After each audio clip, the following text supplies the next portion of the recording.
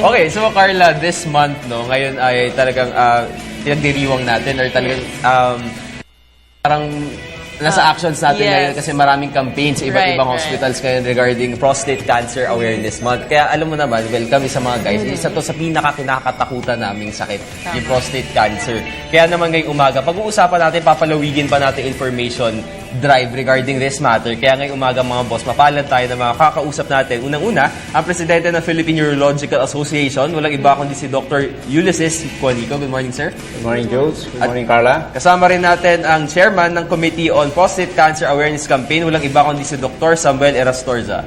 Good morning and good Welcome morning back, to our sir. televiewers. Yeah. Yes, Nice to be back here. Okay, sir. So, before na pag-usapan na rin natin, Carla, di ba, kung ano ba yung mga activities for this specific month. Pero, syempre, palalimin pa natin pag-uusap hinggil dito sa sakit na to. So, sir, Dr.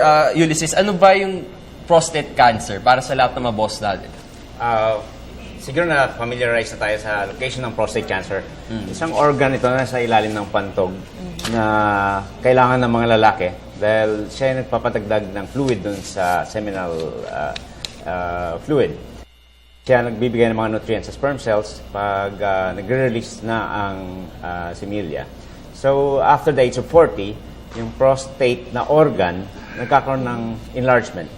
So, nag-encourage kami ng prostate examination after the age of 40 kasi tumataas ang incidence ng prostate cancer. At saka sa early stage ng prostate cancer, wala masyadong napapansin na pakiramdam ang mga pasyente pero may nakikita na o may naramdaman na doon na mga nodules, for example, ang mga doktor. Sir, bakit po lumalaki yung prostate right after 40 years old? Nagbabago kasi yung mga hormones at saka yung after the 40 years old, yung tinatawag din na apoptosis or ang pagbabago ng mga cells doon sa loob ng prostate. Ang result ng pagbabago, lumalaki ang prostate. So, pwedeng magkaroon ng hirap sa pag-ihi. Alright. Ito, di ba nung huli, na pag-usapan natin ni Doc, yung mga examinations for prostate. At isa nga sa mga examination, itong digital rectal examination. Parang same siya sa breast examination. Tama po ba? Apa. Ako, meron lang akong, kumbaga, layman's question. As a woman, pwede namin i-test yung sarili namin if we have breast cancer or what, or we can have our own breast examination. Self-examination. Self-examination. This is manual, right? Yes, this is manual. Manual. Paano naman po sa digital rectal examination? Pwede po bang mag-self-exam yung mga lalaki dito? Parang mahirap self-examination ng Alright. prostate kasi nasa ilalim talaga siya, sa ilalim ng, sa likod siya ng pubic bone at nasa harap ng rectum. Right. So, parang mahirap i-imagine na i-examine mo ang sarili mo para Right. ma-assess mo yung prostate, ano? Uncomfortable siguro yan. So, ang training ng mga urologists sa ganitong paraan ay para maging sensitive sila sa mga unusual na paglalaki o unusual growth doon sa prostate organ. Yes. So, rectal exam ang ginagamit namin. Just an examination through the fingers. Pero uncomfortable kuminsan dahil sa rectum pinapasok. Okay. Kadagdagan lang sa yung digital rectal examination, digital rectal examination. Maraming tao ay nakala na parang digital ito na electronic, na something digital. na high-tech. Pero ang ibig sabihin ng digital, digital rectal examination. And then, nung pinag-usapan natin dati, ang baka akalain ng mga ibang tao, lalo sa Pilipinas, napaka-primitibo naman ng mga Pilipinong doktor. Hanggang ngayon, daliri pa rin ginagamit kasi may CT scan na tayo, Pero in may other MRI countries na tayo. ba, same din in No. other countries? Yun nga, pero sa ngayon, mas sensitibo pa rin yung rectal examination na ginagamit ang daliri kumpara sa CT scan tsaka MRI. And even sa Europe or sa Western countries like sa US, yan pa rin ang ginagamit nila kasi mas sensitive pa rin ang daliri. Ngayon, yung digital rectal examination, kailangan gawin yan ng isang ekspertong tao. No? Kami, pinag-aaralan namin yan ng matagal para malaman namin kung anong normal saka ano ang hindi normal. Di katulad nung sa babae, mas madali lang kasi makapa. Ang sa puwet, medyo mahirap. Kahit kami na doktor na urologist, medyo mahirap examinin ang sarili namin. At kami, nagpapa-examine din kami sa kapwa naming urologist. Okay. Sir Samuel, ano yung usual na reasons kung bakit nare-reach itong sakit na to? Usually by age 40, right? Well, yung prostate kasi, ang napag-alaman talaga unang dahilan is edad. Habang tumatanda, talagang lumalaki talaga ang prostate, at magbabara sa daluyan. Tinatayang 50 hanggang 70% ng kalalakihan bago pa mamatay, talagang lalaki ang prostate at magbabara sa daluyan ng ihi. Pero ito yung sinatawag na benign prostatic hyperplasia. Doon naman sa prostate cancer, ang pag-alamang dahilan sa ngayon lang, no, ang talagang sigurado is genetics. Pag meron sa pamilya, may tatay, kapatid may prostate cancer, mas mataas ang chances na magkakaroon ng prostate cancer. Kumbaga sa data ng Department of Health, 1.1 out of 100,000 nagkakaroon ng prostate cancer at the age of 75. Sa Philippines yun. That was in 2008. So, siguro with the campaign ng early diagnosis, mas marami tayong ma-pick up na pasyente, mas maganda ang chances of cure, pero hindi technically tinatawag doon cure, complete remission ng habol namin. Okay. Pero sir, lately lang ba talagang hinipe up yung information regarding this? Well, the Philippine Urological Association is an association of about 350 urologists, and it has been doing this campaign for 19 years. 19 years na namin ginagawa to. Pero ngayon, mas maganda daw based on our studies, mas maganda pag may mga katulong kami, gaya mga nasa media, na mag-campaign para yung mga lalaki, 40 and up, would come up to our clinics for a rectal exam.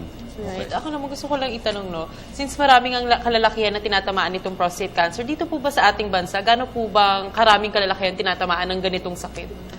Sa 2010, for example, about 1,700 plus patients died of prostate cancer. A year. No, that was in 2010. That is 2010. Sa data ng Right. Department of Health.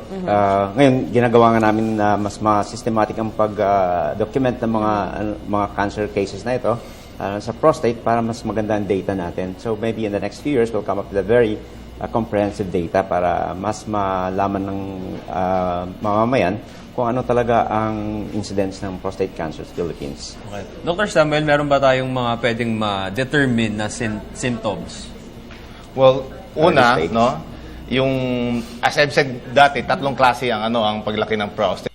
Yung prostatic hyperplasia, kusang lumalaking prostate na hindi cancerous, yung prostate cancer, tsaka yung tinatawag na prostatitis, infection of the prostate, which is mas common sa mga lalaki edad 40 pababa, at sexually active. Pwede Doon ka sa dun, Jules. benign prostatic hyperplasia, tsaka yung sa prostatitis, ito mas commonly may simptomas kagad. Ano yun, sir? Makikita ba agad namin sa katawan? Usually, ito ay dahil sa, imagine mo kasi ang prostata na parang donut Okay. na nakapalibot sa daluyan ng ihi. So, nakapalibot siya doon. So, imagine mo lang, pag lumaki ang prostate na yun, may ipit yung daluyan ng ihi. So, ang simptomas mo ay dahil sa pagkaipit ng daluyan ng ihi. So, una, Mahina bumihi. mahina ang daluyan ng ihi. Kung dati, nakakabasag ng pader. Diba? Palayuan, diba? Ito ngayon, nakakabasa na lang ng paa. Or talaga makikita mo yun, yung mga lolo, no? Basa yung paglabas ng CR, basa yung pantalon kasi mahina ang patak. Putol-putol ang pag-ihi. Kakaihi mo pa lang, wala pang isang... pagkatapos ng umihi, akala mo tapos na, ihi ka na naman. O di kaya sa dulo ng ihi, matagal na patak-patak. Okay. Kailangan konting ire, konting tulak para lang lumabas ang ihi.